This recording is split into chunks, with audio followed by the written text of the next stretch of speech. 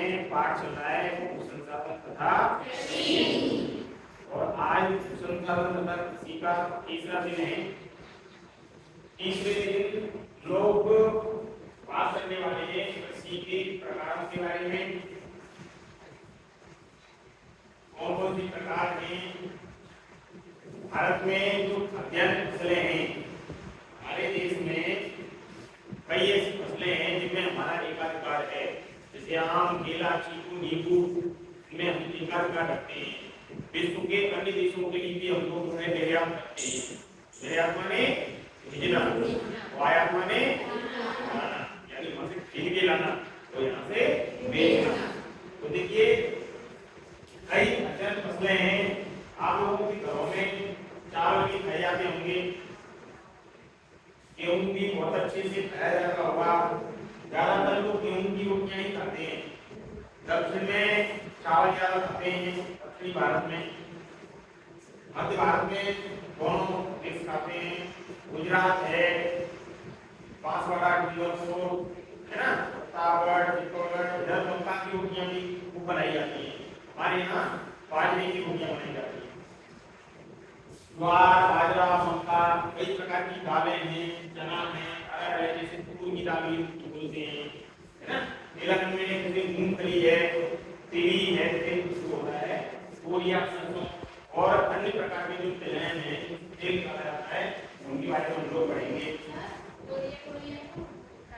उसको नाम दे दिया जाता है, मतलब ऐसा ही होता है जैसा सरसों होती है ना, जैसे चीज के जैसा होता है फिर उसका, और उसमें को वो है जिस तरीके से सरसों का तेल निकाला जाता है, उसी तरीके से इसका भी तेल निकाला जाता है। रेशेदार फसलें जिनमें कपास है, जैसे अमेरिकन कपास है, तो मोटी मछली जो हमारा भारत है तो उसको क्या नाम देते हैं? नरमा कहते हैं।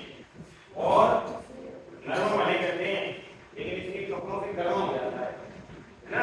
सर्दी के मौसम में लोग कैसे कपड़े पहनते हैं? गर्म कपड़े पहनते हैं। जूट है, जिसे हम गोल्डन फाइबर कहते हैं। आपको देखा होगा कि गांधी जयंती आती है उस समय खादी भंडार होता है, खादी ग्राम उद्योग होते हैं, उन दुकानों में आप लोगों के लिए पर्याप्त मात्रा में छूट दी जाती है। 50%, 75% तक छूट दी जाती है। आप लोग अच्छे अच्छे बैग खरीद सकते हैं, अच्छे अच्छे अपने लिए दुपट्टा खरीद सकती हैं, और अपने लिए तो कई प्रकार के जो वस्त्र हैं वो भी आप लोग खरीद सकते हैं। जैकेट वगैरह है, टोपा डालते हैं, बहुत सारी चीजें। भारत में 60% ज्यादा होता है। और अन्य फसलें जिनमें गन्ना है, चाय है, कॉफी है, कहवा है ना, इस प्रकार की। यहाँ कहवा भी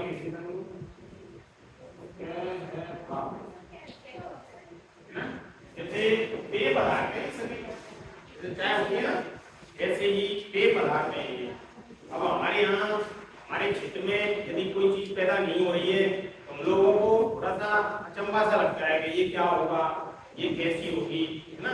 यदि कोई चीज पैदा होती है तो लोगों को आसानी से देख सकते हैं। हमारे यहाँ धौलपुर में एक फैक्ट्री थी, प्रेसिजन ग्लास फैक्ट्री, है ना। आजकल वहाँ आसियाना कॉलोनी और रेलवे कॉलोनी डेवलप हो गई है साइड में, और उधर पहले होटल बनाई जाती थी, छोटी छोटी होटल बनाई जाती थी, पहुआ कहते थे, पहुआ, है ना। और वो खाई जाती थी गंगानगर शुगर मिल्स लिमिटेड में, जो है उधर जाती थी और वहाँ जाकर के जो है वो यूटिलाइज की काम में लिया थी। लेकिन वो फैक्ट्रियाँ बंद हो गई। हमारे यहाँ कई धौलपुर में अंडरग्राउंड फैक्ट्री है, बारूद की फैक्ट्री है ना। तो वहाँ पर कोई सामान्य व्यक्ति जो है आ नहीं जा सकता, और सिक्योरिटी टाइट सिक्योरिटी है। इसके अंदर अगर कोई जाता है तो उसको एक पूर्ण रूप से चेक करके ही अंदर जाने दिया जाता है, परमिटेड लोगों को ही अंदर जाने दिया जाता है। तो इस प्रकार की जो फैक्ट्रियाँ हैं हमारे धौलपुर में, कई फैक्ट्रियाँ हैं इस तरीके से जो संचालित हैं, लोगों के लिए रोजगार जो है उससे मिल रहा है ना। तो हम बात करेंगे कृषि के प्रकारों के बारे में। सबसे पहला प्रकार है आर्द्रता के प्रमुख उपलब्ध स्रोतों के आधार पर। आर्द्रता माने होता है गीलापन, है ना। तो एक तो है सिंचित कृषि। सिंचित मतलब सिंचाई योग्य कृषि, ऐसी कृषि जिसमें सिंचाई के साधन मौजूद हों। सिंचाई कई प्रकार की होती है। जैसे पहले का जो जमाना था उसमें हेड द्वारा, पुली, है ना, और चरस, इनके द्वारा जो है आराम से जो है इस तरीके से कर करके बैल घूमते थे, है ना। और वो डिब्बा जो होते थे ऐसे पीपा होता है ना, वो कवर के ऐसे ऐसे पानी को ऐसे उसमें डिब्बा डिब्बा डिब्बा डिब्बा फंसा लेते थे। तो वो इस तरीके से उसको चैन सी गिनती सी इस तरीके से गिनती जाती थी और पानी आ रहा था। लेकिन क्या वह माध्यम सुलभ था?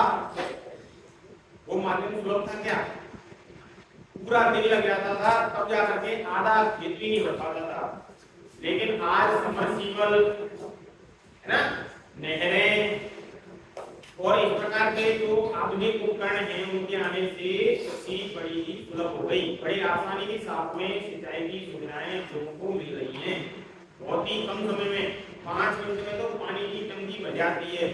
और पानी की टंकी के अंदर ऐसा वो गोल सा एक लट सा लगा रहता है, उसमें तार बना होता है और आप लोगों के पास आवाज आती है पानी की टंकी भर गई है, कृपया बंद कर लें, है ना, जिससे पानी वेस्टेज ना हो, खराब ना हो। तो उसी के लिए देखिए सिंचित कृषि, इसमें सिंचाई की प्रॉपर मात्रा कई सारे साधनों के द्वारा पूरी होती है, तो वो सिंचित कृषि कहलाती है। बिना सिंचाई के कृषि हो जाएगी। बताइए आप लोगों को, चाहे फसलों की बात करूं, चना की बात करूं, या मैं गेहूं की बात करूं, मटर की बात करूं, क्या इन फसलों को बिना पानी के किया जा सकता है? नहीं किया जा सकता। हर एक फसल के लिए पानी की आवश्यकता होती है, सिंचाई की आवश्यकता होती है। तो सिंचित कृषि वर्षा पर जिनकी निर्भरता होती है, ऐसी फसलें जिनकी वर्षा पर निर्भरता होती है उन्हें पानी कृषि कहते हैं। और देखिए सर्दी के मौसम में वर्षा होती है, उसे क्या कहते हैं? मावट। क्या कहते हैं? मावट।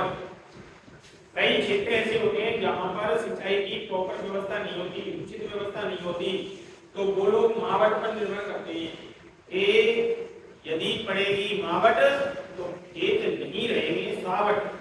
सावट का मतलब उनके हर पर उनको नहीं छोड़ा जाएगा, प्रति भूमि नहीं रहेगी, बंजर भूमि नहीं रहेगी, उसमें कुछ ना कुछ हो सकेगा। अगर क्या हो जाएगा? मावट हो जाएगा। बराबर। शुष्क भूमि कृषि, ऐसी क्षेत्र में शुष्क भूमि कृषि होती है जहां पर कृषि की कोई तक जो है, सिंचाई की तक कोई व्यवस्था वहां पर नहीं होती, तो वहां कौन सी कृषि करते हैं? शुष्क भूमि कृषि। और आर्द्र भूमि कृषि, आर्द्र भूमि कृषि का मतलब होता है जहां पर सिंचाई की व्यवस्था है, गीलापन जहां पर रहे। जैसे मान लीजिए आर्द्र माने गीला, और गीली भूमि में आप लोग कैसे हल चलाओगे, कैसे पटेला मारोगे, वो दिक्कत आएगी ना। लेकिन चावल की जो खेती होती है, आप मुझे बताइए क्या वो गीले में नहीं होती, आर्द्र में नहीं होती है ना चावल की? तो चावल की जो खेती होती है वो आर्द्र भूमि कृषि के अंतर्गत आती है। अब देखिए खाद्यान्न फसलों के बारे में हम लोग बात करें, प्रत्येक व्यक्ति को जीवित रहने के लिए उसको एक अधिकार दिया गया है और उस अधिकार का नाम है जीवन का अधिकार। जीवन का अधिकार यानी प्रत्येक व्यक्ति को जीवन जीने का अधिकार है। उस व्यक्ति के लिए जीवन जीने का अधिकार है, ऐसा भारतीय संविधान के अंदर उल्लेखित है। और ये अधिकार के अंतर्गत ही जैसे जो बच्चे हैं स्कूलों के 1 से लेकर के 8 तक के क्लास वाले जो पढ़ते हैं बच्चे, उन बच्चों के लिए एक योजना चलाई जा रही है जिसका नाम है MDM, मिड डे मील योजना। इसके माध्यम से बच्चों के लिए समय समय पर दूध दिया जाता है, समय समय पर उन बच्चों के लिए पौष्टिक भोजन, पौष्टिक आहार फल भी वितरित किए जाते हैं, है ना। और जिससे उन बच्चों को जीवन जीने का अधिकार अच्छी तरीके से फलीभूत हो सके, उनको मिल सके, उनके अधिकारों का हनन नहीं किया जाए, है ना। तो एमडीएम जो है उनसे अधिकार के अंतर्गत आता है जीवन का अधिकार। जीवन जीने का अधिकार जो है वो एमडीएम हमारे विद्यालयों के लिए, सरकारी जो विद्यालय हैं उनमें चलाया जाता है। तो खाद्यान्न फसलें जो हैं इनमें कई प्रकार के अनाज हैं। इसके अलावा चावल की अगर बात करें तो भारत विश्व में दूसरा सबसे बड़ा चावल उत्पादन करने वाला देश है। सबसे ज्यादा यदि चीन के बाद में सन 2017 के जो आंकड़े हैं उनके अनुसार मैं बता रहा हूँ आप लोगों को कि चीन पहले नंबर पे है और दूसरे नंबर पे कौन है? भारत है। हमारा भारत विश्व का सबसे बड़ा दूसरा चावल उत्पादक देश है वर्ल्ड का। आप लोगों ने देखा होगा इंडिया गेट चावल है ना, बासमती चावल, बनाने चावल, ये चावल। लेकिन जो चावल गांव में खेती बाड़ी करके पैदा होते हैं और उन चावलों को वो होता है ना एक इस तरीके से कहते हैं उसको गांव में कहते हैं फुलकुटा, धान कूटने वाला, और उसका दूसरा नाम है मूंगसल। क्या कहते हैं? मूंगसल। खोखली होती है, खोखली में से ऐसे करके जो है वो मारते हैं लोग और वो एक एक करके निकल जाता है, दूसरा दूसरा निकल जाता है, चावल चावल निकल जाते हैं। उनको साफ करने के बाद में और उनका जो है आप लोग चावल बनाइए, फिर उसको खाइए, आप लोगों को अलग ही आनंद आएगा, अलग टेस्ट आएगा, है ना। तो 21.9% चावल हमारे भारत में पैदा होता है और इसके साथ ही लगभग 21.9% के लगभग 22% और ये पैदा करके और हमारा देश कौन से स्थान पे है पूरे वर्ल्ड में? पूरे विश्व में दूसरे स्थान पे है हमारा। गेहूं की यदि हम बात करें तो गेहूं में पूरे वर्ल्ड में हमारा जो देश है वो 12.8% जो है गेहूं उत्पन्न करता है, गेहूं उत्पादन करता है। और कौन से नंबर पे है? पहले नंबर पे है। इसके अलावा हमारे देश में जितनी भी कृषि योग्य भूमियां हैं, बोया जाने वाला क्षेत्र है, उस बोए गए क्षेत्र में शस्य क्षेत्र जो है यानी बोया जाने वाला क्षेत्र, कृषि योग्य क्षेत्र, उसमें से बाजरा है, मक्का है, दालें हैं, चना है, अरहर, तूर की दाल है, कल की मैंने बात करी थी बढ़िया बनती है दाल, है ना। कई प्रकार की जो तिलहन है, तिलहन में मूंगफली की बात करें तो ये 19.5% जो है पैदा होता है पूरी वर्ल्ड के अंदर। मूंगफली को क्या कहते हैं? ग्राउंड नट, जमीन में निकलता है और बड़ी बढ़िया जो है इसका पेड़ भी बहुत अच्छा होता है, मूंगफली भी अच्छी लगती है ना। हमारे जौनपुर में आप लोगों ने देखा होगा एक गोला वाला घूमता है, वो क्या कहता है? आग लगी है गोला में, ऐसे कहते हैं ना, आग लगी है गोला में, है ना। तो वो क्या है उसके गोला में हमेशा ही आग लगी रहती है। तो हाँ, कभी वो गर्म नहीं करती है, पता नहीं कैसे गर्म करता होगा, जो है आग लगी है गोला में। चाय जब ले लो उसको 12 बजे, 1 बजे, शाम को 6 बजे पानी दे, ये सबसे जो ध्यान में आग लगी रहती है, पानी का तेरा जादू तेरा वो ये काम कर रहा है हमेशा से, और मूंगफली बेचता है। लेकिन उसकी मूंगफलियों में एक एक मूंगफली बड़ी अच्छी होती है, मतलब एकदम फ्रेश मूंगफली लेके आता है। कहीं इसमें देखिए तोरियां और सरसों है ना, तो ये एक तरीके से तिल वाली फसलें हैं, इनमें से तेल निकलता है और अन्य तिलहन हैं। इसके अलावा सोना बोलते हैं, सोना सोना जानते हैं? सोना सोया जैसे ही होता है सोना, हाँ सोयाबीन भी होता है। रेशेदार यदि हम लोग फसलों की बात करें तो उनमें जैसे कपास है, कपास अमेरिकन कपास को उत्तर पश्चिमी भाग में क्या बोलते हैं हमारे देश में? नरमा कहते हैं। क्या कहते हैं? कपास जो होता है, कपास में बिनोले होते हैं, बिनोले होते हैं और बिनोलों में से जो है उसको चुन चुन के निकाला जाता है। थोड़ा परिश्रम ज्यादा लगता है, इसीलिए इस फसल के लिए सस्ते श्रमिकों की आवश्यकता होती है ना। इनको इकट्ठा करना पड़ता है, फिर अलग अलग करना पड़ता है, फिर रेशे बनाने पड़ते हैं, तब जाकर के जो है ये फसल बनाने के काम में आता है। और जूट है, जिसे ये जूट जो है ये जो पश्चिमी बंगाल है और बांग्लादेश है, पश्चिमी बंगाल और बांग्लादेश उसमें होता है, मात्रा में पैदा होता है। और सबसे बढ़िया बात ये है कि हमारे भारत देश के अंदर पूरे विश्व का 60% जूट पैदा होता है। जूट पैदा करके जिसे गोल्डन फाइबर कहते हैं, गोल्डन रेशा कहते हैं, ये जूट जो है 60% पैदा होता है। भारत हमारा ऐसा देश है जो विश्व के अन्य देशों के लिए कई प्रकार के जो बैग हैं, कई प्रकार के ऐसे जो है वस्त्र हैं, इनको बना करके और हम लोग विश्व के अन्य देशों के लिए भेजते हैं, जिससे हमारे किसानों की जो अर्थव्यवस्था है मजबूत होती है। लोगों को विदेशी मुद्रा की प्राप्ति होगी तो निश्चित रूप से हमारी जो अर्थव्यवस्था है उसको क्या मिलेगा? बढ़ावा मिलेगा। क्या मिलेगा? बढ़ावा मिलेगा। अन्य फसलों की यदि हम बात करें तो गन्ना है। गन्ना कई प्रकार का होता है। हमारे स्थानीय नाम है लचेन, पतासिया, नौरिया, ये गन्नों के नाम है। और पतासिया होता है वो थोड़ा मोटा होता है, लचेन होता है वो थोड़ा पतला होता है, थोड़ा सख्त होता है, टाइट होता है। और एक है नौरिया, वो एकदम व्हाइट कलर का होता है और बहुत ही मस्त लगता है खाने में। नरम भी होता है, व्हाइट होता है, बहुत रसदार होता है।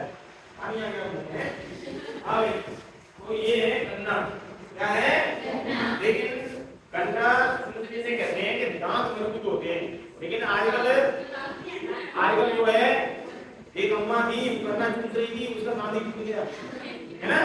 और अम्मा दांत को लेकर देख रही थी, गन्ना को देख रही थी, आम देख रही थी, ऐसे लोग गया काम से बड़ा ही लग सकता है, मैं नहीं लग रहा, अम्मा को देख गए तो ये लग सकता था। बच्चों के लगते हैं, छोटे छोटे बच्चे होते हैं उनके दांत टूटती है ना, इतने महीने का हो जाता है, साल का हो जाता है, 6-7 साल का हो जाता है तो दांत टूटने लग जाते हैं, पूरे टूट जाते हैं। उसके बाद दोबारा से थोड़ी एक बार आने के बाद फिर जो है दोबारा थोड़ी ना आएंगे, है ना। बच्चों के कितनी बार आते हैं? 2 बार। एक बार टूट जाते हैं, दोबारा आ जाते हैं। लेकिन बूढ़े वालों के तो गए तो गए, है ना। चाय है। आसाम का नाम सुना होगा आप लोगों ने, दार्जिलिंग का नाम सुना होगा, है ना। जहाँ पे चाय है, कॉफी है, बहुत बड़े बड़े बहुत बड़े बड़े बागान हैं। और उन बागानों में जो है पत्तियां चुन के वो ऐसे पीछे रसा लटका रहता है उनका, है ना, टोकरी सी, और उसमें चुन करके ऐसे वो